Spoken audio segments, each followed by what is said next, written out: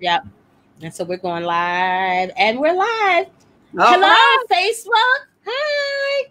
How y'all doing? Say hi. Hi. You are funny. So let's just give people a minute to get in, get into the room, and take it from there. How's that? Sounds good. Sounds good. All right, I'm going to go get a glass of water, and then we'll be okay.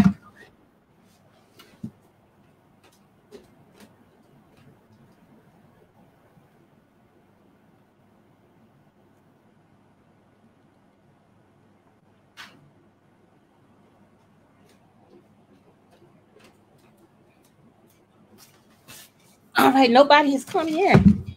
Okay. Nope. And we just make it start because this will also save. Okay.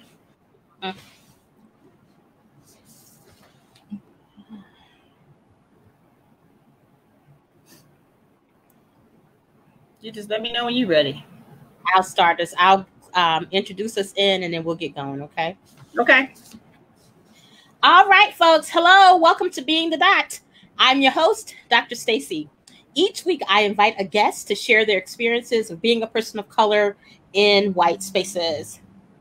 Today is part 2 of a topic that I held a discussion with about 2 weeks ago. And here we go. From kinky and coily to 4C to 3B to NDRE singing, I am not my hair, to the Good Hair movie or salon singing, don't touch my hair.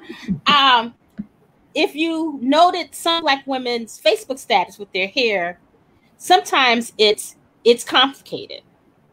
However, natural hair has had a revolution in the last 5 to 7 years. And today's guest, part 2 to our original Happy to Be Nappy episode, helps her clients to journey from relaxed hair to happy to be nappy. Desiree DeFoor. Let's give her a hand, daughters. Woo! Thank you. Thank you. Thank you. I am so glad that you are here. And so my hope is just to talk a little bit about what has been your experiences with helping people. I say women, but I know that there are men who have done locks and all kinds of things. Yes. But let's just start with, tell us who you are, tell us about your business. Sure. And maybe even your journey and that kind of thing. Sure. My name is Desiree DeFoor. I am the owner of Natural Heritage Beauty Salon. We have been in operation for over 10 years now. Praise the Lord. Yes. Hallelujah. Praise the Lord to that. This journey started kind of by accident. A best friend of mine, we had decided to go natural. And that was back in, I would say, probably 2004 when it was not the thing to do. Yeah, it wasn't a thing to do because everybody referred to like a Whoopi Goldberg, with the locks, because it wasn't, normal nor common for everybody to do that.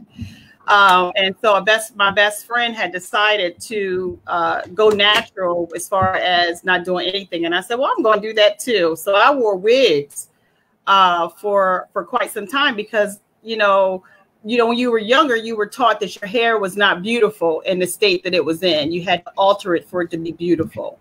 So because of that, you wore wigs and you did not expose your natural hair because I had no idea, no knowledge on what type of hair I had, what the thickness was, what it could do, what the curl pattern was. So it was easier for me to braid it up and put a wig on it and keep it moving.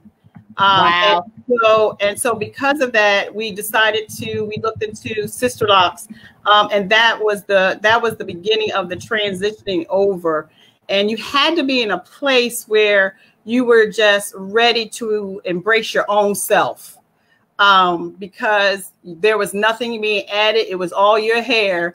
And it was 2004. Nobody knew what it was. Nobody knew what you were doing. You just looked like you had some little plaits in your hair, and everybody thought you was crazy. So can you, let's roll back just for a minute. And I think you're absolutely right. And what you're saying is totally on from what the guest starters from last week talked about. Like, because a lot of them transitioned in 1990 something. Yeah. But tell us about your career before? Because were you a creamy crack person? Like, as a stylist? Like, what were you doing before this transition? I was in corporate America. What? Yeah, my life was in corporate America. I was in management in the banking industry. And yes. And then unfortunately I had always done hair. I've done hair, you know, since I could anything. You know, they used to have those head and shoulder dolls. You was able to do the hair. So I had one of those every year. So I did hair. So doing that, and I was always familiar and wanting to be in it, but never had the courage to do it full time, to take it as a career. And so once I had experience being laid off for 3 times in less than 5 years, I figured I better walk into the passion, the gift that God had given me. Amen. And walking into that my passion, it has allowed me, one, to transition and love myself from head to toe, and not try to put a mask on based on my hair. You know, so it would allow me to expose whole self. And so I did that for, you know, I was in banking for my whole career. And then once I got laid off and decided and realized when I started doing sister loss, because I actually started a business out of my house. And so I had started a business out of my house, and as the business started to grow, I realized that we as natural hair people had no place to go. Because if you went into a traditional salon, they was ready to relax your hair. Or they looking at you crazy or cross-eyed because you coming in with this big poofy afro, telling them you want something done. And so I realized we just didn't have a place to go. And so, you know, the efforts and the journey was to get into a salon so we could feel comfortable just to be us. That we wasn't in the chair in a salon and everybody looking at us crazy because everybody else is doing, you know, relaxers or whatever they were doing, pressing, you know, gelling down. You know, we wasn't, you know, that wasn't us. So so that's how I transitioned over from corporate America into this. But like I said, the whole thing was by the grace of God, because things was happening that was unfortunate, but out of that unfortunateness, the blessing came. Nice. So you yourself, in your process of thinking about moving to Sister Locks, what kinds of things popped up for you? Particularly, were you still working in corporate America at the time? Yeah. and let's see, my hair is pretty long, so the length you see my hair now is the length I used to wear the wigs. So I didn't do the short hair wigs. It was always you just went for it, huh? Right, exactly. The longer the better. It was always long. And so I had started a new job, and it was on the road. And when they saw me the 1 week, I had long flowing hair. When they saw me the next week, I had hair that was about 2 inches long, and it was all mine. So it was truly a instantaneous transition, because right after I transitioned, because you know, back there in 2004, we didn't necessarily have the products. We didn't know what products to use. You didn't know what you could do, what you should do, nothing, the curl pattern. And so when I decided, that wasn't even a word, curl pattern. Exactly, it wasn't a word. It wasn't a word. And so when I decided to go natural, I wore a wig for about a couple of days. But you know, sister loss is not an inexpensive process, not an inexpensive thing that you can do with your hair. And so I'm sitting up here, I'm driving and I'm riding and I'm with the wigs and it's hot and I ripped it off and I never put them back on. Wow. So, yeah, but I, you know, so let me stop you just for a second. So a couple people have said hello, Billy and hi, and Tanya Lovelace. How you doing? Hey, cousin Stan. Go ahead, and cousin Tracy, go ahead and leave some questions for Desiree or thoughts that you want to contribute to the conversation. So what led you to put that wig on for those 3-4 days that you did? it was the uncomfortableness of my own natural hair. It was the unknown of what people was going to say, worrying about if people were going to look at me, or I didn't feel pretty.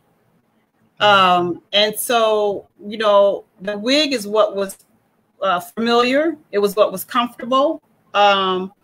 It conformed to corporate America, to society, and what they believe my hair should look like. And so that's what allowed me to put it back on. And I wasn't confident in it. I wasn't, you know, it was new. I hadn't experienced my own hair. So because of that, I was like, I didn't know what they was going to do. So, and then I still had to work.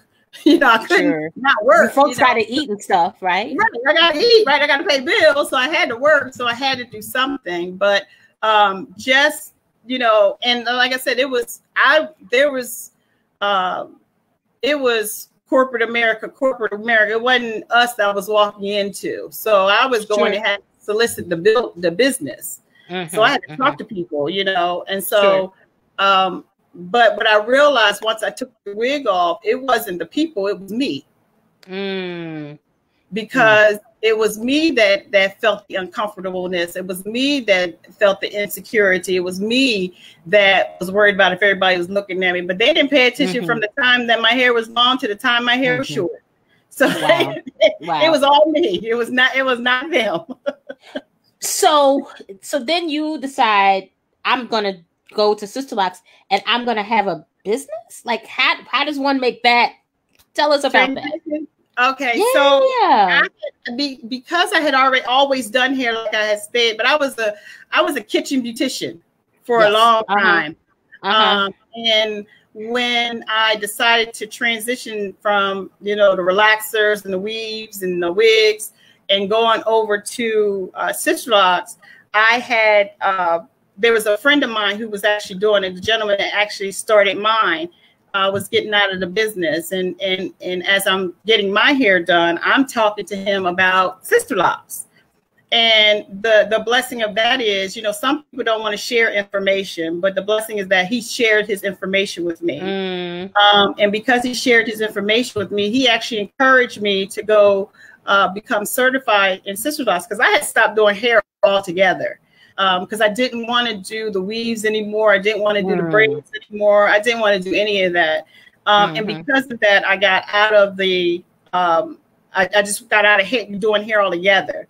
And so when that came along, I think I got my locks installed in I think June, and then came November, I went to New York and took, it's a 4-day class, and I took a 4-day class, and it has been nonstop ever since. So I have not stopped, and I was in a 4x4 room in my home, and that's where we started at, and it's grown from there. Nice. Yeah. So tell us about your clients, and when they come to you as a client. I'm on again, off again. Client. It don't matter if you're on or off. You're still a client. It's not on. You're fine. You fam. Yes. Thank you. I feel good about that. What typically is the response when people start having a conversation about going natural, or about moving to Sister Locks, or that kind of thing? I would say the main conversation for most clients that walking in is thinking about transition. It's fear. Fear of the unknown. You'll be surprised how many of us because we've been so programmed that we just don't have beautiful hair, that it's the fear of doing it. It's like, I think I want it, I like it, but I'm not sure. I might want it, but no, I'm gonna wait a little bit. But it's more so the fear, and trying to, and then also work, going into their jobs, and worry about what the response is going to be once you go natural. So I think that's the most that we hear about, the fear and the uncertainty about doing it. And I think that's the most that we hear in the salon from the clients coming in. And I think it's our job to give them some comfort and not be pushy about it, because this is all self. This is all a self journey that you have to decide on your own. There is nothing that we can do quickly. There's nothing we will walk through you with it. We will care for it with you. We would encourage you, but you at the end of the day have to make the decision whether to do it or not. And some people decide to do it, and some people just like, I just can't do it. So it all, you're right, exactly. I ain't mentioned no names. I'm not saying anything, but don't be calling me out on my own show. I ain't mentioned no names. Oh, that's hilarious. Yeah, so I think that's the biggest one, is the uncertainty and the fear. But I think when they walk into our salon, the one thing about Natural Heritage is we try to establish a family warm environment where you're walking in feeling welcome. You walking in feeling a part. There's clients that's in a chair you can start asking questions to. To help you with that, because each of us that have been before that person understands the journey and understand the insecurity and the fear of that. And a lot of things people want, because this is an instantaneous world. Everybody wants everything fast. But when it comes to natural hair, we always say it's a journey, it's a process, and you have to be okay. And you have to embrace every journey of that process. And so, you can't, because it might be the time that if your hair is short, you can do everything with it, but it grows about 4 inches, and the same thing you was able to do in the beginning, you can't do once this is grown out. So then it's the frustration of trying to figure out what products to use, what I should do, how I should do it. And so you have to be, the one thing with natural hair, you have to be patient. The patience is one of the most important things when it comes to this. And being able to look at your hair and say, even though it's frizzy, it still looks great. Because the one thing that I say to my clients is natural hair is an organized mess. And so, that's hilarious. That's funny. Yeah, it's an organized mess. So sometimes the bigger the hair is, you think it looks crazy, but somebody will tell you your hair looks absolutely gorgeous. So you got to embrace every single journey and every single process that your hair is going through, because you got to remember you're actually learning your hair. You might be in real state. In this real estate, you might be 30, 40, even 50, starting to learn your hair.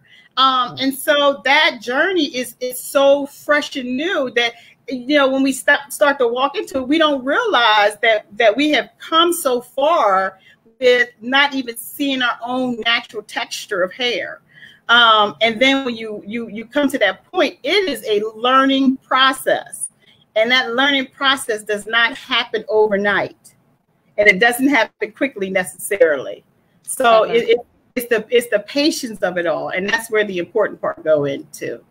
Sure. Hello to everybody who's joined us. Make sure you put your questions in the comments. If you like, I do have one for you, but let me ask you this. What is typically the tipping point for someone to move from that fear and apprehension and hesitancy to like, all right, let's just do it? I'm fed up. A what? They're fed up. They're fed up with everything. They're tired of going into the Asian stores and spending their money on the wigs and the braids, and they're tired in the summertime. Their head is suffocating. They're sweating. They're tired of sitting and trying to find somebody to do braids for them, or they're finding themselves that there is breakage and it's not growing in the way it was. That they're finding themselves that the relaxers is not working as well as it was before, or they've had a bad experience at a hair salon. It could be a number of things of why people have that tipping point. But I would say it's like, okay, I can't do this no more. I can't, most times that we experience, it's like, I can't do it anymore. So it's people that's to a point that it's like, I don't have anything else but to embrace my natural hair. Sure. And some people just, they just want to experience it. They just want to experience what their hair is like. And so it could be the beauty of this, with sister locks as well as with natural hair, the beauty of this is it's your hair, it's your own hair. And you get to, it won't look like nobody else's. It doesn't matter what you do to it. It's all yours. We can have the same things, but it won't look exactly the same because nobody's texture is exactly the same like the next person. Sure. So it is that place where you get to where it's like, okay, I'm ready. I'm and that's most people say I'm ready. I'm ready. I'm ready. So I would say that's the most part, when the people are just fed up with everything and they're just ready to do something different. Yeah. That's right. Do you care to comment on the lawsuits that have happened? Not lawsuits, but also these laws that have been passed in the last couple months, that it is illegal to discriminate against Black women around natural hair. You have any thoughts about that? I think it's so funny. You could do so many things, but the discrimination we got about what belongs to us is it's it cracks me up. What belongs to us. It belongs. It belongs to us. Like, this is your hair. I can't go tell Sally Sue to not put red or pink in her hair because that's her hair. That's right. I think it's about time. I think we are our own individual people. And I don't think we have to conform to anything. I think we are sufficient enough to stand on our own. And I hear about the lawsuits and I read about the lawsuits, especially when it came to the military one was the more one that I that's right. Right. That's the one I was really kind of looking at and paying more attention to, because one of my clients was actually in the military. And they could have braids, but they couldn't have locks or dreads or anything like that. And they've changed the law about that, because you would prefer me to put fake hair in my hair than to have my own hair. It just doesn't make any sense. For somebody who doesn't understand anything about our hair to pinpoint or tell us what to do with our hair, it's kind of doesn't make any sense. So it's kind of racist. Yeah, exactly. Yeah, it is. Exactly. It is. Because when you go to cosmetology school, Black hairstylists learn Black hair from other Black hairstylists. Right. Because within the cosmetology world, although you might be going for a year, it's only 6 weeks of that's Black hair. And everything else is not ours. Wow. And so, you're not learning what to do with our hair. They're still teaching relaxers and jerry curls stuff. We ain't doing no jerry curls. Wow. Jerry curls.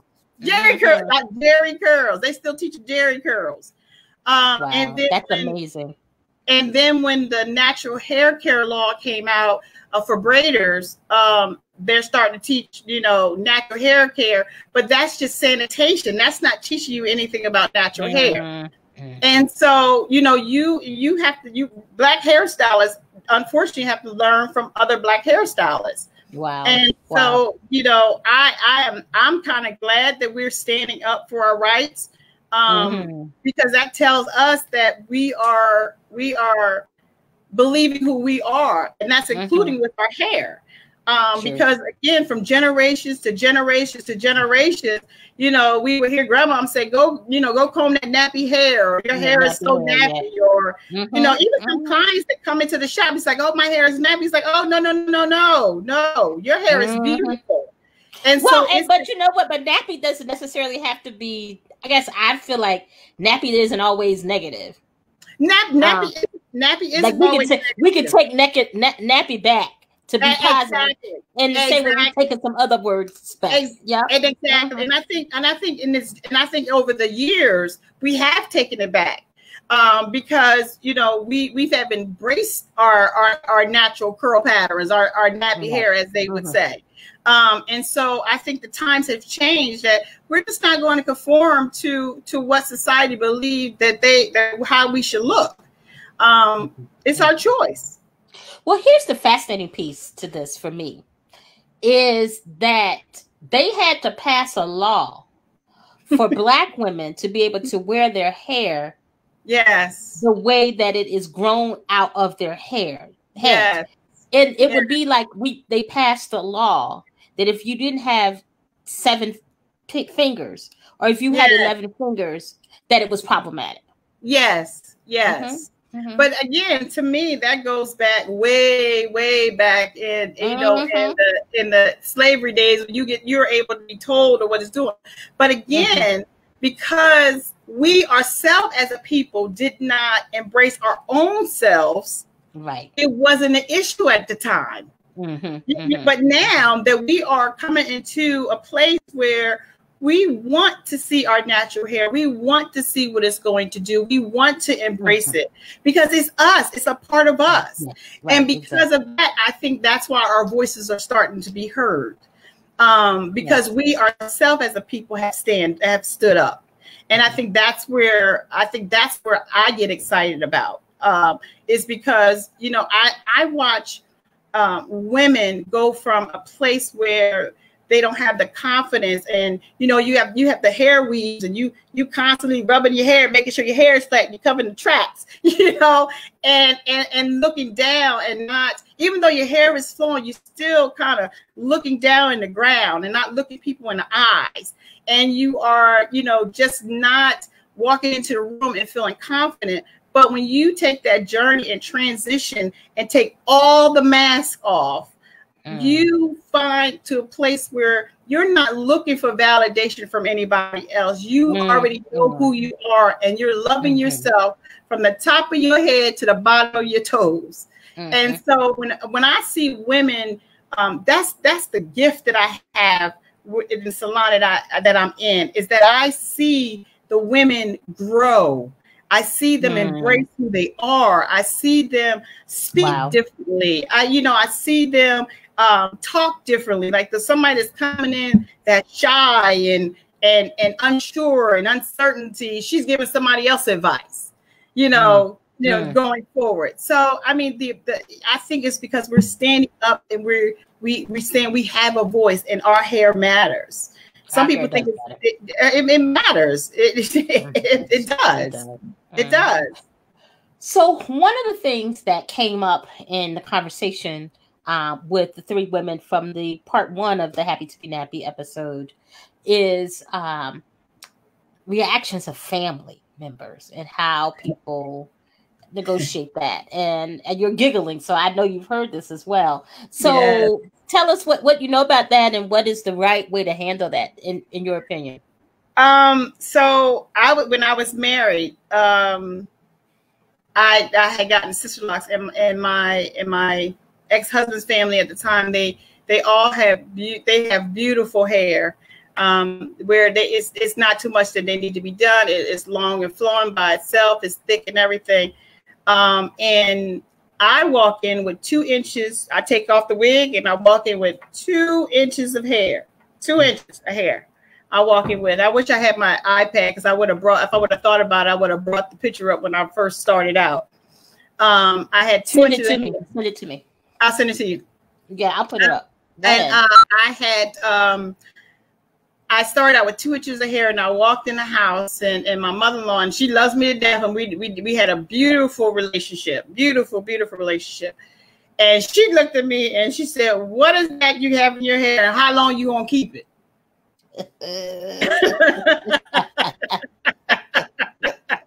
That's awesome. Forever. Yeah. And I said forever, and it's called sister locks.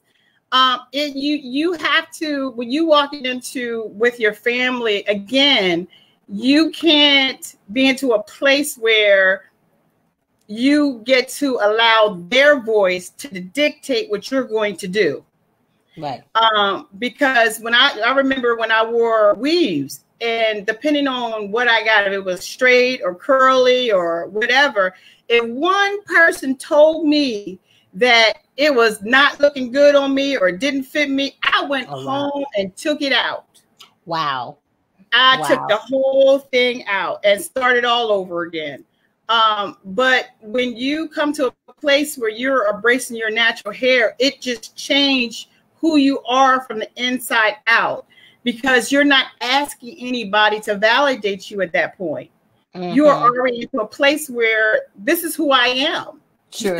You either love me or you don't. This is if my hair is short, if it's thin or it's thick or it's coarse or whatever it is, this is who I am. I'm not going to change who I am. And so when it comes to family, I think you just have to be like, look, you wear your hair the way you want to wear your hair, and I wear my hair the way I want to wear my hair. So what about when it comes to white folk? That's a little bit more challenging. It's not that they're questioning what you're doing. They appear to be more fascinated. What about your hair? Especially with one of the main things we do with sister docs at the salon. And one of the things that we experience at the salon is they always want to touch you. They always want to touch your hair without Don't asking. Touch my hair. Don't touch the hair. Okay. Without asking. And so some of them, depending on how they're asking, if they're asking questions, I'm not objective to answer one or two questions, but I'm not trying to train you on what my hair is going to do. But there's things that we could do with our hair that they just can't. And so when I'm dealing with somebody that is in a different race than mine, and then look at my hair, want to touch my hair, I ask them not to touch it kindly, don't touch my hair. And if they ask questions, one of the things, because you have length, they don't think our hair can grow. Sure. So then you got to tell them, yes, it's my hair. Oh, really? It's your hair? Yes, it's all my hair. And then you get to decide on how much you want to discuss and which you don't want to discuss. That's very important. That is your choice. You can say, very important. It's not open for discussion. Well, or that you just having a week that you're not trying to do that is not, that you're tired of, maybe you've had a rough, as I say, white people week or racism week, and you're trying to figure out what to do. And it's not, it's your choice. I think you could say as much or as little as you want, because sometimes the same person comes back and asks you the exact same question. And it's like, we're not going to do this. We're not having this conversation. Yes. And particularly, there's so much information out there right now. I oftentimes say Google.com. Like, it's not that hard. Really, it's just not that hard. Anyway. Yeah, it is. It's not that hard. But again, it's once you come to a place, because sometimes we are not confident in ourselves when it comes to our hair, because our hair is our crown. Sure. And sometimes we're not confident, but when you get into that place where it's like, look, this is mine. I don't care what you think. It's who I am. Once you get there, I think you could decide on each individual person that you're going to encounter on how you're going to handle it. You can choose whether to talk about it, or you can choose whether to say Google.com. So, Google.com. Yes. Yeah. It's a very simple solution. Every time I say that, people crack up, but it is a very simple solution. It's a very simple solution because everything's on Google. Everything's on Google. Everything. And there's some bad information out there too, so that's the only part. But nevertheless. Yes. So as we look to kind of ending our time together, is there any last minute anything that you no, I need to ask a question from Billy. He said, how are you able to go from working in your passion to walking in your gift? Billy deep, y'all. Anybody else have any questions? Make sure you throw them in the comments before we go tonight. But go ahead, Des. Faith. Faith is what you have to stand on when you are walking in your gift. And I can assure anybody, if they put faith in our Lord Jesus Christ to do anything, it will do nothing but prosper.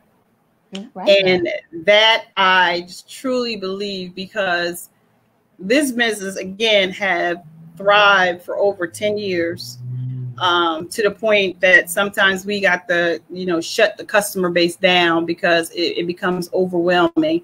People think we don't answer the phones, but we do. But, and I'm saying that not to talk down on us, but we become extremely busy because there are so many women that have decided and don't have the knowledge. And to be able to walk in that, I like, the business started with no loans, no grants, no anything. And this business have thrived all this time with nothing. And like I said, it started out my house, and I work with my sister. We've been working together for probably, probably most of the 10 years we've been working together. So my sister and I, we work very closely together in the salon. And so we've just been, been extremely blessed by God, because I give him all the honor, all the glory. Because if it was me, I probably would sat down somewhere, but thank God that the salon does not depend on me, but I depend on the Lord. Amen. So that's what I would say. It's nothing but faith, because I think even in walking into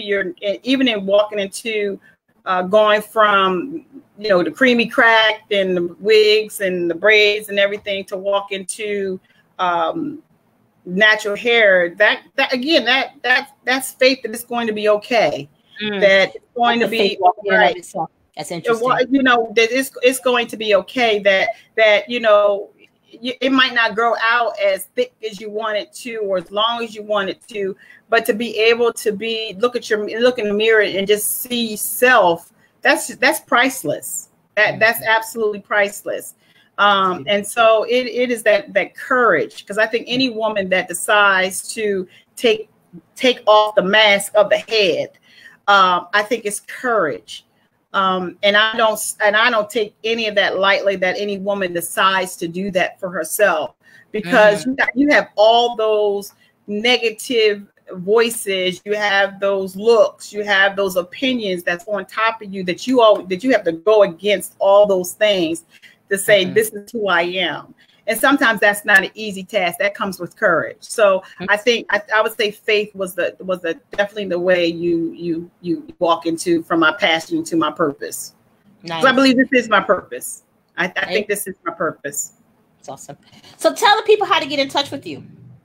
We are at Natural Heritage. We are at 3309 Spring Street, Harrisburg, PA. The phone number is 717-412-0358. We are by appointment only. Can I repeat that? We are by appointment only, and it takes about 2 weeks, or if not a little bit more, to get in with us. But we're happy to talk to you. We're happy to answer some questions. We're happy to do that, to help women transition from relaxed hair over to natural hair, because I think you need to support. I think you need to support in order to do that. And right now there's so many products that's out on the market, you don't know what to use. So we're definitely available. We're definitely available for support if anybody would like to give us a call. Nice.